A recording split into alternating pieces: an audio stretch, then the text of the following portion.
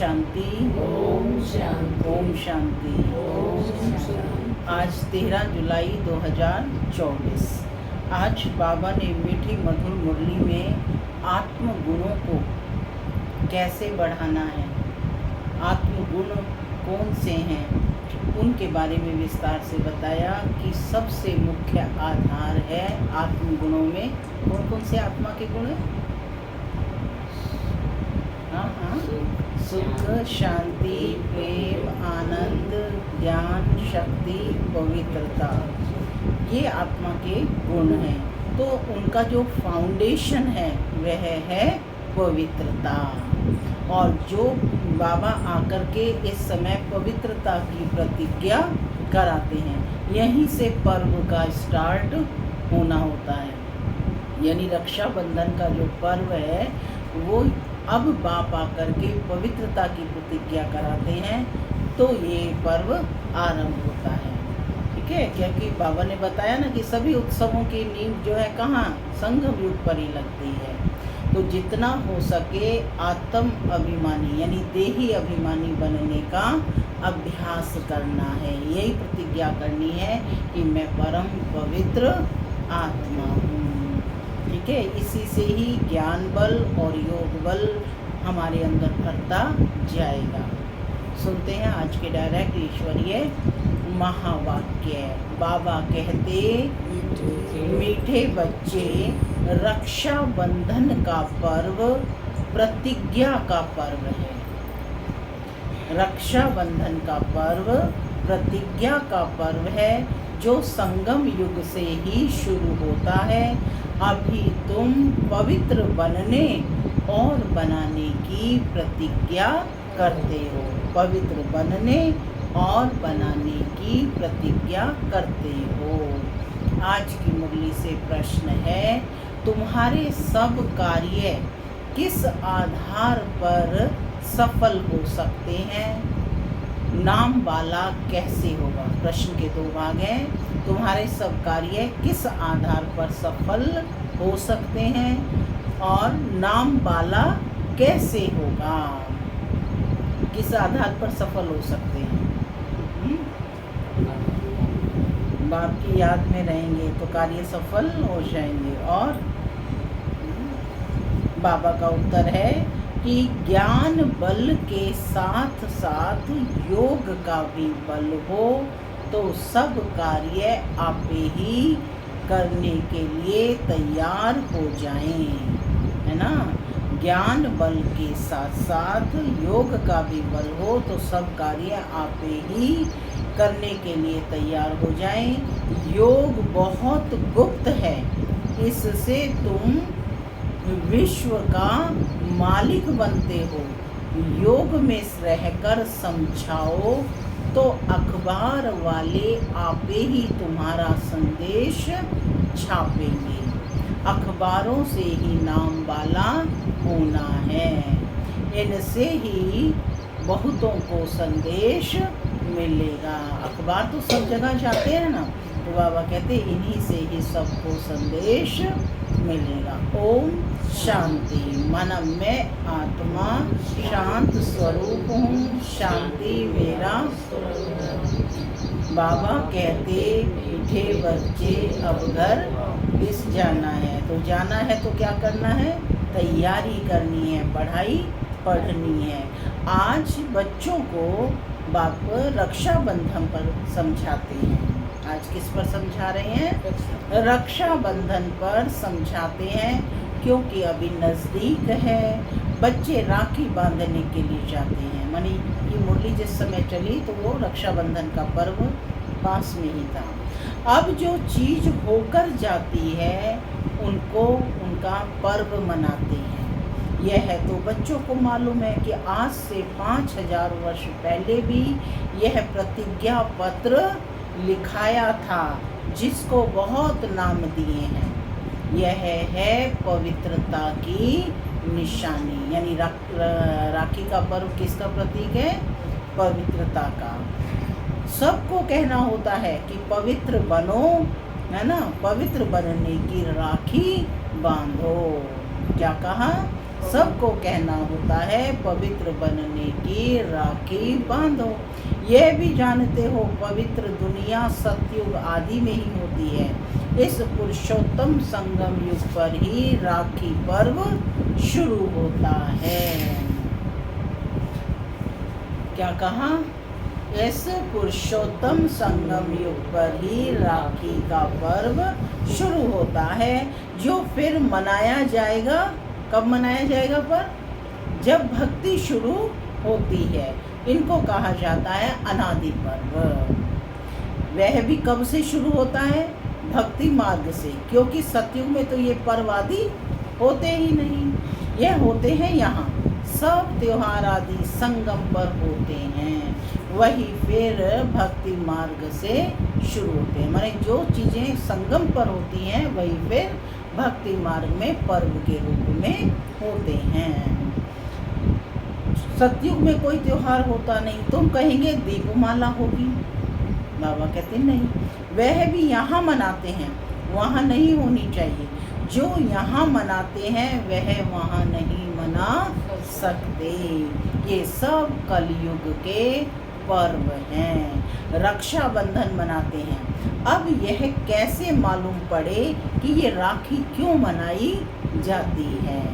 तुम सबको राखी बांधती हो और कहती हो पावन बनो, क्योंकि अब पावन दुनिया स्थापन हो रही है। त्रिमूर्ति के चित्र में भी लिखा हुआ है, ब्रह्मा द्वारा स्थापना होती है पावन दुनिया की। इसलिए पवित्र बनाने के लिए राखी बंधन मनाया जाता है। माना ये संदेश देना है उनको, है ना, इस पर्व के माध्यम से। इसलिए आपने देखा ना, ब्रह्मा कुमारी इस बहनें राखी बांधने के लिए जाती हैं, क्योंकि ये रक्षा सूत्र उनको प्रतिज्ञा की याद दिलाता है कि कल्प पहले भी तुमने यह प्रतिज्ञा की थी। और अब परमात्मा का फिर से यही संदेश है कि पवित्रता की राखी बांधो। राखी बंधन मनाया जाता है। अभी है ज्ञान मार्ग का समय। तुम बच्चों को समझाया गया है कि भक्ति कोई भी बात सुनाए तो उनको समझाना चाहिए कि हम अभी ज्ञान मार्ग में हैं। ज्ञान मार्ग एक ही भगवान है जो सारी दुनिया को वाइसलेस बनाते हैं, माने निर्विकारी बनाते हैं। भारत वाइसलेस था तो सारी दुनिया वाइसलेस थी। भारत को वाइसलेस बनाने से सारी दुनिया वाइसलेस हो जाती है। भारत को वर्ल्ड नहीं कहेंगे, भारत तो एक खंड है वर्ल्ड में। बच्चे जानते हैं नई दुनिया में सिर्फ एक भारत खंड होता है। भारत खंड में ज़रूर मनुष्य भी रहते होंगे। भारत सच खंड था। सृष्टि के आदि में देवता धर्म ही था। उसको ही कहा जाता है निर्विकारी पवित्र धर्म, जिसको 5000 वर्ष हुए। अभी यह पुरानी दुनिया बाकी थोड़े रोज है। क्या कहते बाबा?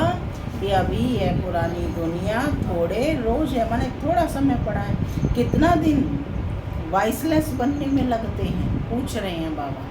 प्रश्न है, कितना दिन वाइसलेस यानी निर्विकारी बनने में लगते हैं? टाइम तो लगता है ना। यहाँ भी पवित्र बनने का पुरुषार्थ करते हैं। सबसे बड़ा उत्सव तो यह है, प्रतिज्ञा करनी चाहिए। सबसे बड़ा उत्सव कौन सा है? रक्षाबंधन का, राखी का। तो बाबा कहते प्रतिज्ञा करनी चाहिए कि बाबा हम पवित्र तो ज़रूर बनेंगे। यह उत्सव सबसे बड़ा समझना चाहिए। सब पुकारते भी हैं कि हे परमपिता परमात्मा, यह कहते हुए भी परमपिता बुद्धि में नहीं आता है। पुकार रहे हैं कि हे परमपिता परमात्मा, फिर भी परमपिता जो है परमात्मा बुद्धि में नहीं आता है। तुम जानते हो कि परमपिता परमात्मा आते हैं तो जीव आत्माओं को ज्ञान देने। किस लिए आते हैं? जीव आत्माओं को ज्ञान देने। आत्मा परमात्मा अलग रहे बहुकाल, सुंदर मेला तब लगा जब सतगुरु मिला दलाल।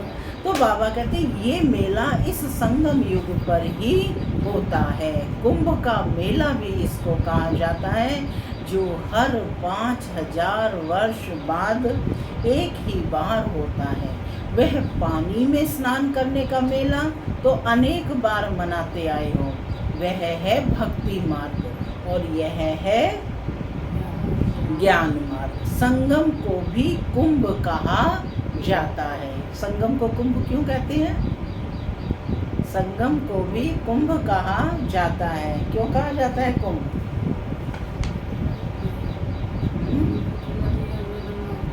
संगम को कुंभ क्यों कहा जाता है ना? हाँ, क्योंकि कलयुग और सतयुग दोनों मिल रहे हैं ना इस समय, दोनों के 50-50 ईयर्स, तो उसको कुंभ कहा जाता है। ठीक है, यानी पुरुषोत्तम संगम युग को भी कुंभ का मेला कहा जाता है। 3 नदियां वास्तव में है नहीं। गुप्त नदी पानी की कैसे हो सकती है? कौन कौन सी नदियां हैं? गंगा, जमुना और सरस्वती। कौन सी नदी गुप्त है? सरस्वती नदी। तो बाबा कहते हैं 3 नदियां वास्तव में है नहीं, गुप्त नदी पानी की कैसे हो सकती है? बाप कहते हैं तुम्हारी यह गीता गुप्त है। तो यह समझाया जाता है कि तुम योग बल से विश्व की बादशाही लेते हो। इसमें नाच तमाशा आदि कुछ भी नहीं है। वह भक्ति मार्ग पूरा आधा कल्प चलता है और यह ज्ञान चलता है एक लाइफ। सिर्फ इसी समय पुरुषोत्तम संगम युग पर ही चलता है, तो ये ज्ञान चलता है सिर्फ एक लाइफ। फिर 2 युग हैं ज्ञान की प्रारब्ध। कौन से 2 युग? सतयुग और त्रेता। 2 युग ज्ञान की प्रारब्ध। ज्ञान नहीं चलता है, ज्ञान की प्रारब्ध। भक्ति तो द्वापर और कलयुग से चली आई है। ज्ञान सिर्फ एक ही बार मिलता है, फिर उसकी प्रारब्ध 21 जन्म चलती है। अभी तुम्हारी आंखें खुली हैं, माने ज्ञान के प्रकाश से आंखें खुली हैं। आगे तुम अज्ञान नींद में थे। अब राखी बंधन पर ब्राह्मण लोग राखी बांधते हैं। तुम भी ब्राह्मण हो। कौन बैठे हो? सब ब्राह्मण। वह है कुखवंशावली और तुम हो मुखवंशावली। भक्ति मार्ग में कितनी अंधश्रद्धा है, दूबन में फंसे हुए हैं। दूबन अर्थात दलदल में पांव फंस पड़ते हैं ना, तो भक्ति के दूबन में मनुष्य फंस जाते हैं और एकदम गले तक आ जाते हैं। तब बाप फिर आते हैं बच्चा में। जब बाकी चोटी रहती है पकड़ने के लिए तो चाहिए ना। बच्चे बहुत मेहनत करते हैं समझाने की। करोड़ों मनुष्य हैं, एक एक के पास जाना मेहनत लगती है। तुम्हारी बदनामी अखबारों द्वारा हुई है कि यह भगाते हैं, घर बार छुड़ाते हैं, बहन भाई बनाते हैं। शुरू की बात कितनी फैल गई, अखबारों में धूम मच गई। अब एक एक को समझा तो नहीं सकते, फिर तुम्हें अखबारें ही काम में आएंगी। अखबारों द्वारा ही तुम्हारा नाम बाला होगा। माने उन्होंने ही सारे में बदनामी की और अब उन्हीं के द्वारा ही जो है नाम भी बाला होगा।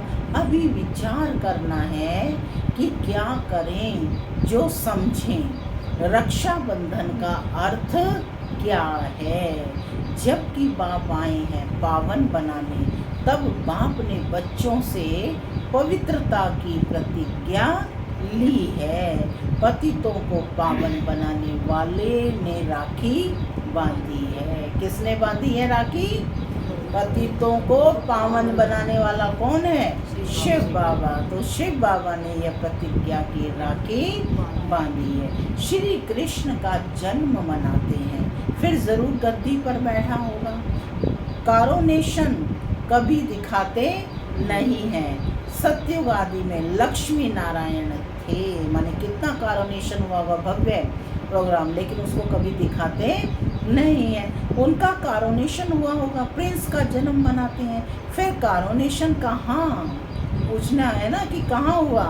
दिवाली पर कारोनेशन होती है, तो बड़ा भक्का होता है, वह है सतयुग का। संगम की जो बात है वह वहाँ होती नहीं। घर घर में रोशनी यहाँ होने की है, वहाँ दीपमाला आदि नहीं मनाते हैं। वहाँ तो आत्माओं की ज्योत जगी हुई है, वहाँ फिर कारोनेशन मनाया जाता है, न कि दीप माला। इस तरह से लाइटिंग की ज़रूरत नहीं होती है। जब तक आत्माओं की ज्योत नहीं जगी है तो वापस जा नहीं सकते। तो अब यह तो सब पतित हैं, उनको पावन बनाने के लिए सोच करना है कि बच्चे सोच कर जाते हैं कि बड़े बड़े आदमियों के पास बच्चों की बदनामी हुई है अखबारों के द्वारा, फिर नाम भी इन्हों के द्वारा होगा। थोड़ा पैसा दो तो अच्छा डालेंगे। अब तुम पैसे कहाँ तक देंगे? पैसा देना भी रिश्वत है, बेकायदे हो जाता है। आजकल रिश्वत बगैर तो काम ही नहीं होता है। तुम भी रिश्वत दो, वो लोग भी रिश्वत दें, तो दोनों ही एक हो जाए। माने तुम में और उनमें अंतर क्या रहेगा? तुम्हारी बात है योग बल की। योग बल इतना चाहिए जो तुम कोई से भी काम करा सको। भू भू करते रहना है। किसकी भू भू? ज्ञान की भू भू करते रहना है। ज्ञान का बल तो तुम्हारे में भी है, इन चित्रों आदि में ज्ञान है। योग गुप्त है। अपने को आत्मा समझ बाप को याद करना है। बेहद का वर्षा लेने के लिए वह है ही गुप्त, जिससे तुम विश्व के मालिक बनते हो। कहाँ भी बैठ तुम याद कर सकते हो। सिर्फ यहाँ बैठकर योग नहीं साधना है। ज्ञान और याद दोनों सहज हैं। सिर्फ 7 दिन का कोर्स कर लिया बस। क्या कहा बाबा ने? 7 दिन का कोर्स कर लिया बस, जास्ती दरकार नहीं। फिर तुम जाकर औरों को आप समान बनाओ। बाप ज्ञान का, शांति का सागर है। ये 2 बातें हैं मुख्य। कौन सी 2 बातें हैं मुख्य? कि बाप ज्ञान का सागर है और शांति का सागर है। इनसे तुम शांति का वर्षा ले रहे हो। याद भी बड़ी सूक्ष्म है। तुम बच्चे भल बाहर में जाकर चक्र लगाओ, बाप को याद करो। पवित्र बनना है, दैवी गुण भी धारण करना है। कोई भी अवगुण नहीं होना चाहिए। काम का भी भारी अवगुण है। बाप कहते हैं अब तुम पतित मत बनो।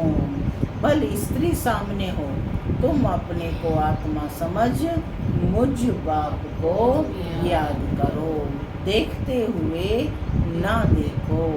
हम तो अपने बाप को याद करते हैं। वह ज्ञान का सागर है। तुमको आप समान बनाते हैं तो तुम भी ज्ञान सागर बनते हो। इसमें मूंझना नहीं चाहिए। वह है परम आत्मा। परम धाम में रहते हैं, इसलिए परम कहा जाता है। वह तो तुम भी रहते हो। अब नंबरवार पुरुषार्थ अनुसार तुम ज्ञान ले रहे हो। पास विद ऑनर जो होते हैं उनको कहेंगे पूरा ज्ञान सागर बने हैं। पास विद ऑनर जो होते हैं उनको क्या कहेंगे? पूरा ज्ञान सागर। इक्वल टू गॉड कहा जाता है ना, तभी उनको भगवान भगवती के रूप में याद किया जाता है। तो उनको कहेंगे पूरा ज्ञान सागर बने हैं। बाप भी ज्ञान सागर, तुम भी ज्ञान सागर। आत्मा कोई छोटी बड़ी नहीं होती है, परम पिता भी कोई बड़ा नहीं होता है। यह जो कहते हैं ना कि हजारों सूर्य से तेजो में है, ये सब हैं कपोड़े। बुद्धि में जिस रूप से याद करते हैं वह साक्षात्कार हो जाता है। माने आपने जैसा सोचा वैसा साक्षात्कार हो जाता है। इसमें बड़ी समझ चाहिए।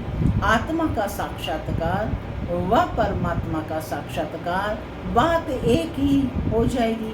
बाप ने रियलाइज कराया है, मैं ही पतित पावन ज्ञान का सागर हूँ, समय पर आकर सबकी सदगति करता हूँ। सबसे जास्ती भक्ति तुमने की है, फिर बाप तुमको ही पढ़ाते हैं।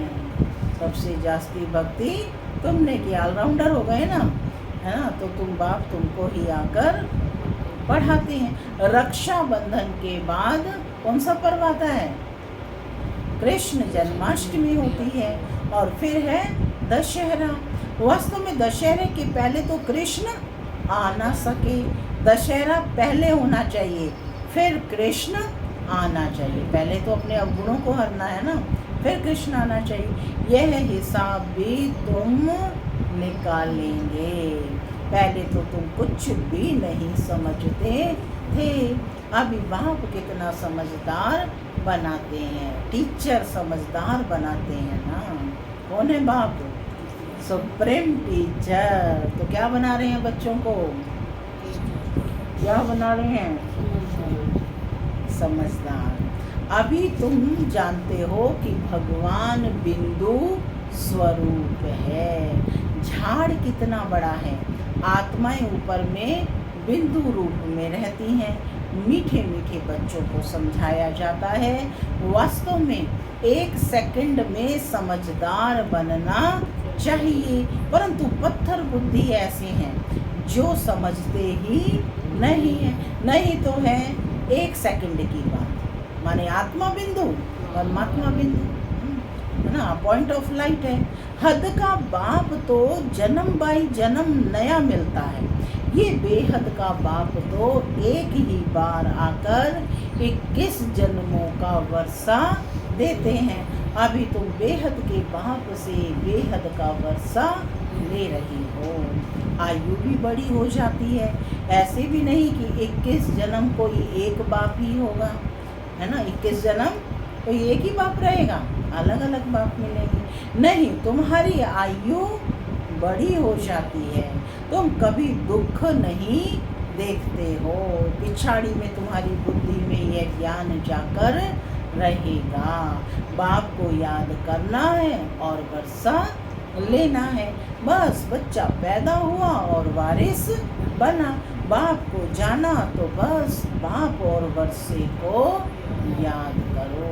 बाप को जाना और बस बाप और वर्षे को याद करो। पवित्र बनो, दैवी गुण धारण करो। बाप और वर्षा कितना सहज है। एम ऑब्जेक्ट भी सामने है। क्या है एम ऑब्जेक्ट? लक्ष्मी नारायण सदृश बनना। अब बच्चों को विचार करना है कि हम अखबार द्वारा कैसे समझाएं। त्रिमूर्ति भी देना पड़े, क्योंकि समझाया जाता है ब्रह्मा द्वारा स्थापना, माने त्रिमूर्ति का चित्र भी उसमें देना पड़ेगा अखबारों में, क्योंकि समझाया जाता है ब्रह्मा के द्वारा स्थापना। ब्राह्मणों को पावन बनाने बाप आया है, इसलिए राखी बंधवाते हैं। पतित पावन भारत को पावन बना रहे हैं।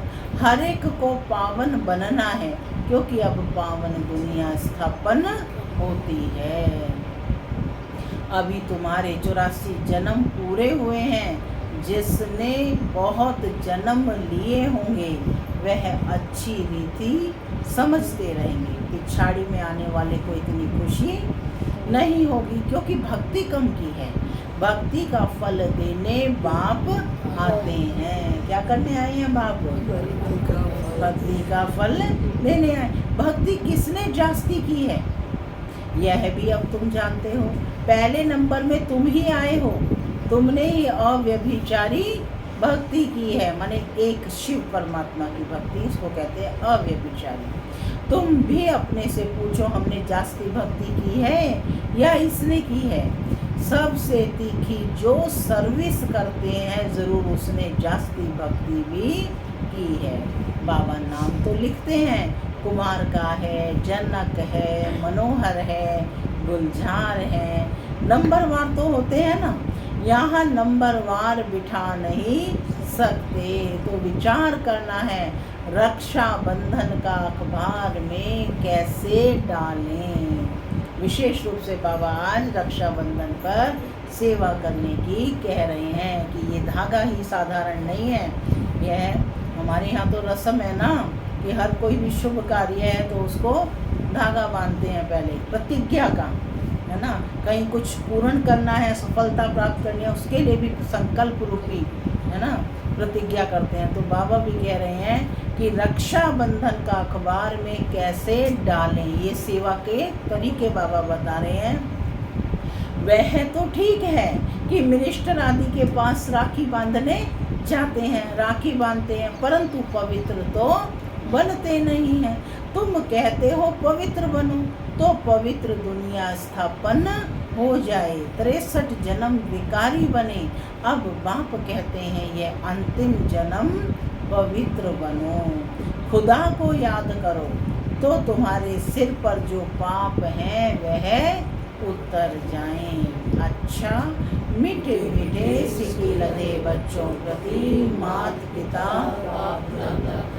याद प्यार और गुड मॉर्निंग रूहानी बाप की रूहानी बच्चों को नमस्ते। हम रूहानी बच्चों की रूहानी माता पिता बाप दादा को प्यार, गुड मॉर्निंग और नमस्ते नमस्ते। सदा रहो, हंसते बनो।